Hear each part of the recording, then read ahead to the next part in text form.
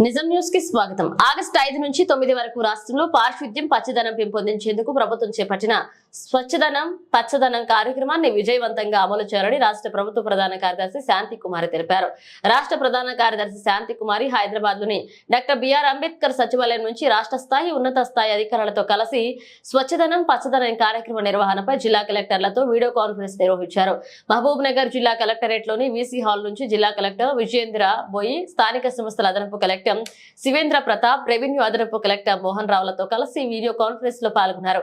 August 5 నుంచి 9 వరకు స్వచ్ఛదనం పచ్చదనం కార్యక్రమం కింద గ్రామాలు పట్టణాలలో చేపట్టాల్సిన కార్యక్రమాల వివరాలు షెడ్యూల్ ను సీఎస్ వివరించారు. ఈ సందర్భంగా రాష్ట్ర ప్రభుత్వ ప్రధాన కార్యదర్శి శాంతి కుమారి మాట్లాడుతూ పారిశుద్ధ్యం గ్రీనరీని పెంచడమే లక్ష్యంగా రాష్ట్రంలోని గ్రామాలు పట్టణ ప్రాంతాలలో స్వచ్ఛదనం పచ్చదనం కార్యక్రమాన్ని ఆగస్టు 5 నుంచి ఆగస్టు 9 వరకు నిర్వహించాలని రాష్ట్ర ప్రభుత్వం నిర్ణయించిందన్నారు.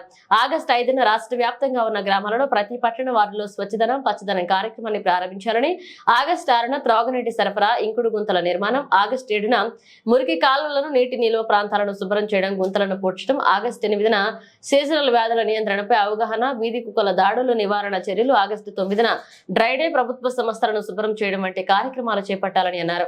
ఇక స్వచ్ఛదనం పచ్చదనం కార్యక్రమ నిర్వహణకు గ్రామ స్థాయిలో మున్సిపల్ స్థాయిలో ప్రత్యేక బృందాలను జిల్లా కలెక్టర్ నియమించాలన్నారు.